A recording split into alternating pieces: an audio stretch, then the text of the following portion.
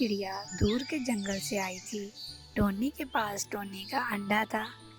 उस अंडे में से बच्चा निकलने वाला था। टोनी अपना जंगल इसलिए छोड़कर आई थी कि टोनी के पति पर दुष्ट चीलों ने हमला कर दिया था। टोनी अपना अंडा लेकर भाग आई। टोनी सुंदरवन जंगल में आ जाती है। टोनी इस जंगल में किसी को नहीं जानती थी। टोनी एक दरख्त पर बैठी सोच रही थी, अब मैं क्या करूं? अगर मैंने घोंसला बनाना शुरू किया तो मेरे अंडे का कौन ख्याल रखेगा? इतने में सामने से लाड़ो चिड़िया आ रही थी। लाड़ो चिड़िया ने टोनी को पहली दफ़ा देखा था। लाड़ो चिड़िया टोनी के पास जाती है और पूछती है, चिड़िया तुम कौन हो? इस जंगल में क्या नहीं आई हो? तो टोनी कहती, मेरा नाम टोनी चिड़िया है जी, मैं इस जंगल में नहीं आई हूँ। लाड़ो पूछती, तुम्हें क्या हुआ था? टोनी कहती, हम जंगल में हंसी खुशी रह रहे थे, हम पर दुष्ट चीलों ने हमला कर दिया था। मेरे पति को चीलों ने मार दिया और मैं वहाँ से अपना अंडा लेकर भाग आई। मैंने एक घोंसला बनाना है, अगर घोंसला बनाऊंगी तो मेरे अंडे का ख्याल कौन रखेगा? लाड़ो कहती, तुम अपना अंडा मेरे पास रख जाओ, मैं इधर ही रहती हूँ। जब तक तुम घोंसला नहीं बना लेती मैं तब तक इसका ख्याल रखती हूँ। टोनी कहती, लाड़ो चिड़िया आपका बहुत बहुत धन्यवाद मेरे अंडे का ख्याल रखने के लिए। और टोनी चिड़िया घोंसला बनाने के लिए चले जाती। टोनी ने अभी कुछ तिनके इकट्ठे किए थे तो वहाँ पर गोरी आ जाती है।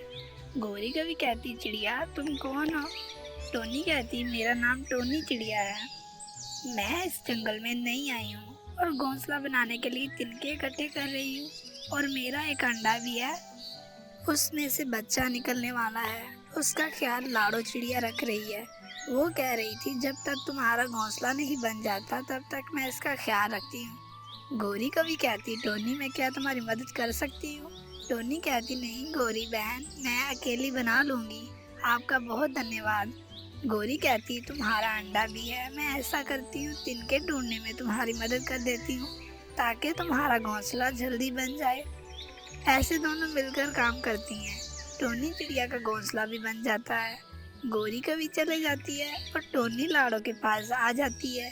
कहती है, लाड़ो बहन मैंने अपना घोंसला बना लिया है। लाड़ो कहती, टोनी बहन इतनी जल्दी कैसे बना लिया? तो टोनी कहती है, मुझे एक कवि मिली थी जिसका नाम गोरी कवि था, उसने मेरी मदद की तिनके ढूंढने में, इसलिए मेरा घोंसला जल्दी बन गया। लाड़ो कहती, टोनी वैसे तो वो किसी की मदद नहीं करती, पता नहीं तुम्हारी कैसे कर दी। अच्छी बात है, उसने भी आज किसी की मदद की। तो लाड़ो कहती है, ये रहा आपका अंडा, अब मैं चलती हूँ। लाड़ो चिड़िया वहाँ से वापस आ जाती है। टोनी कहती, इस जंगल में पक्षी कितने अच्छे हैं, एक दूसरे की कितनी मदद करते हैं, और इस जंगल में दुष्ट चीलों का भी कोई खतरा नहीं। गोरी बैठी खुद से बातें कर रही थी। कहती, वो नई चिड़िया कितनी अच्छी थी और सुंदर भी थी, मैं इससे दोस्ती करूंगी, मुझे तो बहुत अच्छी लगी। टोनी चिड़िया कहती, मुझे लगता है कल बारिश होगी, हवा में नमी बहुत ज़्यादा है और हवा भी तेज़ है, लगता है बारिश के साथ साथ तूफान भी आएगा। अब मैं क्या करूं? मुझे जल्दी ही कुछ करना होगा। टोनी लकड़ियों का घर बनाने में माहिर थी, क्योंकि टोनी जिस जंगल से आई थी वहाँ पर टोनी का घर लकड़ी का ही था। टोनी कहती, मुझे अभी से ही घर बनाना शुरू करना होगा। तो टोनी लकड़ियाँ जमा करनी शुरू कर देती है। कुछ ही घंटों में टोनी चिड़िया लकड़ियों का घर तैयार कर लेती है। टोनी चिड़िया ने अपना अंडा घोंसले में रखा था। टोनी वापस अपने घोंसले में आती है और उस अंडे में से एक खूबसूरत बच्ची निकलती है। टोनी की बेटी कहती, मामा मामा आप कितनी खूबसूरत हैं। टोनी कहती, मेरी बेटी तुम भी बहुत खूबसूरत हो, वो देखो मैंने तुम्हारे लिए खूबसूरत लकड़ी का घर बनाया है, चलो आओ वहाँ चलते हैं। अब से वही हमारा नया घर है। टोनी उस घर में चले जाती है। गोरी कवि और लाड़ो का वहाँ से गुजर होता है। लाड़ो कहती, गोरी कवि ये किसका घर है, मैंने तो पहले कभी लकड़ी का घर नहीं देखा। तो गोरी कवि बोलती, मुझे क्या पता, मैंने भी अभी पहली दफ़ा ही देखा है, चलो पूछते हैं ये कौन है। गोरी कवि आवाज़ लगाती है तो टोनी अंदर से आती है। गोरी कवि कहती, टोनी तुमने तो घोंसला बनाया था, ये लकड़ी का घर कैसे बन गया? टोनी कहती, गोरी ये घर मैंने नया बनाया है, मैं जिस जंगल से आई थी वहाँ पर मेरा लकड़ी का ही घर था और मैं लकड़ी के घर बनाने का काम करती हूँ। मैं इस काम में माहिर हूँ। मुझे मौसम की भी जानकारी रहती है। मैं मौसम का हाल भी बताती हूँ। लाडो कहती, टोनी बहन तुम तो बहुत काम कर लेती हो, और क्या क्या कर सकती हो?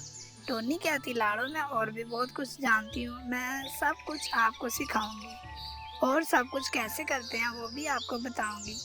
गौरी कभी कहती, टोनी क्या तुम हमें भी लकड़ी का घर बना कर दोगी? तो टोनी कहती, ज़रूर, क्यों नहीं। आप दोनों ने मेरी कितनी मदद की है, मैं भी आपको घर बना कर दूंगी। टोनी कहती, और एक और ज़रूरी बात, जंगल में कल से बारिश शुरू होने वाली है। आप दोनों भी अपना घोंसला मजबूत कर लो, अभी वक्त है। तो लाड़ो और गौरी ये बात सुनकर वहाँ से आ जाती हैं। गौरी अपने घोंसले में चले जाती है और लाड़ो अपने घोंसले में। लाड़ो कहती, मुझे अपना घोंसला मजबूत करना होगा, अभी वक्त है। तो लाड़ो घोंसला मजबूत करने के लिए तिनके ढूंढने चले जाती है। दूसरी तरफ गौरी कहती है, ऐसे करती हूँ, जो मैंने नया घोंसला बनाया था मैं वहाँ चले जाऊंगी जब बारिश होगी। गौरी और लाड़ो को क्या पता था इस दफा बारिश बहुत तेज होगी। वो जितना भी घोंसला मजबूत कर ले वो नहीं रहेगा। टोनी अपनी बेटी के साथ अपने लकड़ी के घर में थी और बारिश शुरू हो जाती है।